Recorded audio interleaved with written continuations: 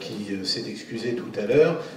Nous parlons de celui qui a organisé cet événement, le directeur de l'EPFL Doubs Bourgogne-Franche-Comté, Charles Mougeot. Merci. Donc j'excuse à nouveau M. Alpi, retenu, comme vous le savez, par une réunion à la station de Métabier, dont il est président, avec d'ailleurs la présidente de région, Mme Marie-Guide Dufay, qui a particulièrement favorisé le développement de l'EPF Doubs sur la Bourgogne-Franche-Comté. Et on tient ici aussi à la remercier et à remercier le conseil régional pour l'appui qu'il nous a apporté. Donc il me revient de clôturer avec notre ami Alphonse, donc président de l'Association nationale des EPFL. Mais avant de lui donner la parole, je voudrais bien sûr remercier tous les intervenants pour la qualité de leur contribution, sans oublier M. Constantin, qui a animé ce colloque avec beaucoup de talent. Ce matin, donc, M. Lerouzic,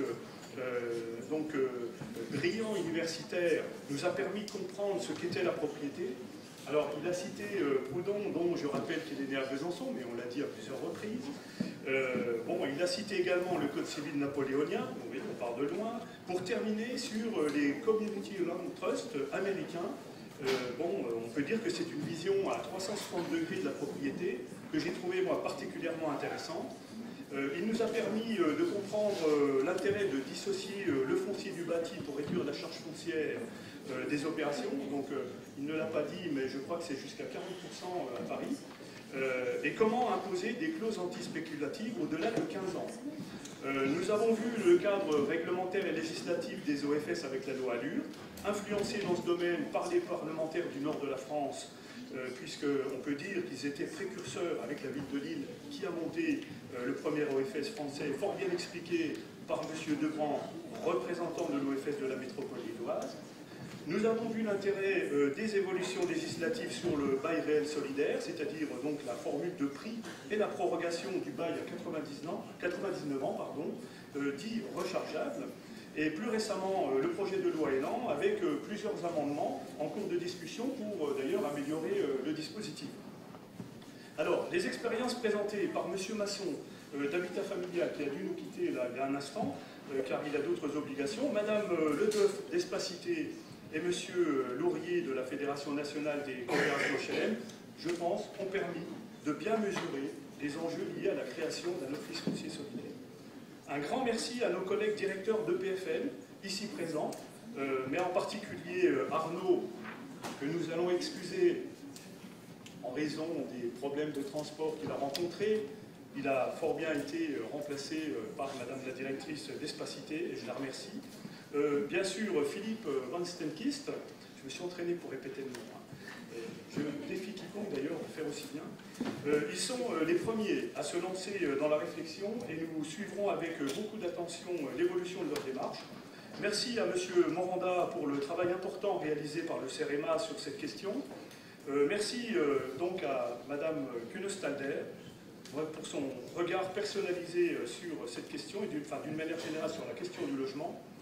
Et puis merci à la ville de Besançon pour son soutien. Je vous dirais que nous l'avons sollicité tardivement et je remercie vraiment la direction générale, mais aussi les élus, et en particulier M.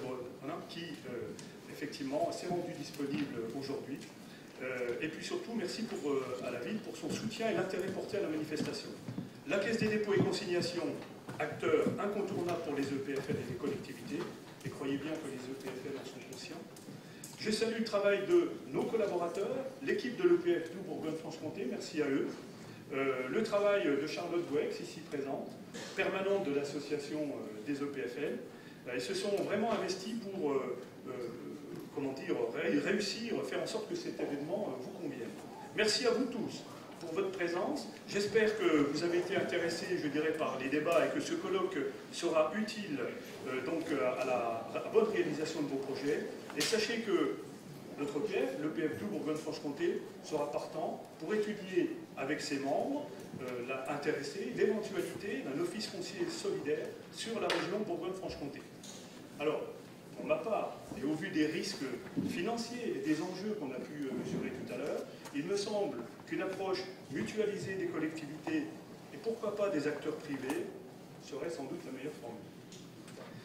Maintenant, je me tourne vers toi, Alphonse, président de l'association des EPFL, pour lui laisser l'honneur de clôturer ce colloque. Philippe, je te le dis, a plaisir à travailler à ses côtés au conseil d'administration de l'association. Et bien sûr, je remercie Alphonse, au nom de Philippe Alpi, pour sa présence ici, avec nous, pour ce 7e réseau des opérateurs français.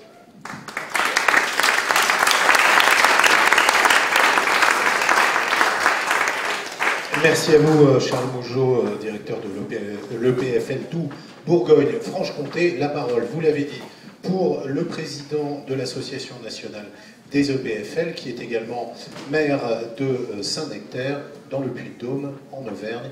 Monsieur le président Alphonse Bellonte, c'est à vous. Mesdames, Messieurs, je vous salue tous. On s'est vu toute la journée un petit peu, et au cours du repas aussi, j'ai essayé de faire un peu de tour. Merci d'abord de votre présence à toutes et à tous, parce que c'est très important de venir aussi à ces colloques et à ces rencontres.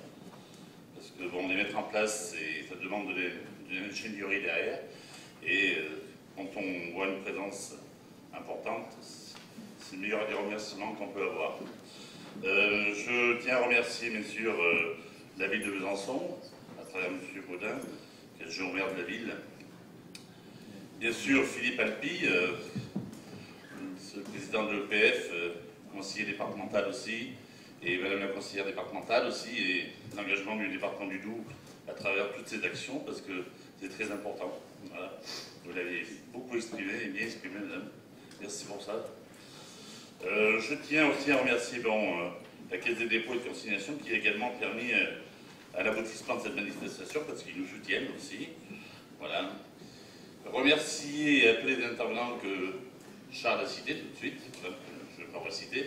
Merci de l'avoir fait et merci à eux de venir et de s'engager aussi à venir voilà, dans les territoires de la France, parce que la France est vaste, et les territoires outre-mer aussi qui sont présents aujourd'hui, et c'est très important. Voilà. Et bien sûr, je vous remercie en tant que participant. Alors, bien que ce soit un phénomène relativement nouveau en France, qui nécessite une demande adaptée à des moyens financiers pérennes, on en a parlé, et de tout dans une logique d'opportunité de long terme. On voit bien que ce sont des portages par rapport à ces organismes qui vont aller loin. Les travaux d'aujourd'hui nous confirment que l'organisme foncier solidaire offre une véritable solution en matière d'accession sociale à la propriété. Je pense que les bénéfices à tirer de ces structures pourraient aller au-delà de nos espérances et ouvrir la voie vers d'autres concepts innovants. On voit bien que sur nos territoires, donc la ville, la métropole, on va trouver des moyens financiers, et on voit que la ruralité, c'est plus compliqué, et on voit que l'ultra-ruralité, c'est encore hyper compliqué. Donc quand il y a des guichets uniques qui existent, c'est très important pour les élus locaux, parce que monter des dossiers, c'est compliqué, il y a un manque de personnel aussi, et donc il faut faire avancer. Et les EPF, quand ils sont sur un territoire, ils pensent à tout le monde, à tous leurs adhérents. À ce titre, l'Association nationale d'EPF, déjà membre de l'association Communauté Land Trust France, continuera à poursuivre ses réflexions sur le sujet et être force de proposition législative pour favoriser la création et le développement de tels établissements. Dans l'association, on a déjà fait part des propositions législatives au sujet de la loi cadre de l'OELAN. On suit ça avec le ministère, les services du ministère, donc on les voit souvent et on s'en occupe. Et à travers le conseil d'administration et l'Assemblée générale comme alternant, on va en discuter. Enfin, je tiens à rappeler que le réseau des opérateurs fonciers n'a pas été créé pour être le colloque de l'Association nationale des EPF, mais bien le lieu de débat de tous les opérateurs fonciers, collectivités locales comprises. Donc je vous invite à continuer à contribuer à ce lieu d'échange en proposant des sujets, des intervenants, et si vous le désirez, en organisant une prochaine rencontre tout aussi riche en échange que cette journée d'aujourd'hui. Je tiens à remercier Charlotte Wex, la secrétaire de l'association, parce qu'elle a fourni un travail considérable pour cette journée d'aujourd'hui. À toute l'équipe de l'EPF, à travers son directeur Charles Mougeot, qui est là présent. À toute l'équipe aussi des élus de l'EPF, parce que du coup, c'est important. Et tout de suite, on voit bien que le travail qui a été fait à l'EPF du Loup pour, on va dire, globaliser sur la Franche-Comté, paye et avance à grands pas. Félicitations, c'est important. Voilà, il faudra penser à gratter aux portes de Dijon. On va vous aider. Et après, je vais en conclure en remerciant notre candidat du fil rouge de toute la journée. Merci François, parce que c'est important aussi d'avoir quelqu'un qui maîtrise et qui nous stimule aussi toute la journée et s'occupe bien de nos intervenants. Merci. Voilà, merci à toi. Merci. Donc, c'est un élu aussi, je ne vous l'ai pas dit, mais c'est monsieur le maire de la Bourgoule. Voilà. Donc, vous voyez, on peut être très ouvert et aussi passionné, parce que c'est un mec passionné. Voilà, je connais très bien. Pour finir, je vais vous remercier de votre participation et on finira avec vous souhaiter une très bonne fin de journée à tous et à toutes.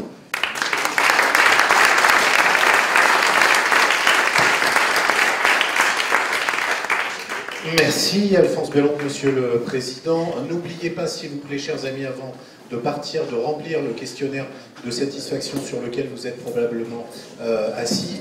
C'est important pour les organisateurs, ça leur permet d'améliorer chaque fois leurs événements. C'était un plaisir d'être avec vous aujourd'hui. Bon retour à tous, au revoir.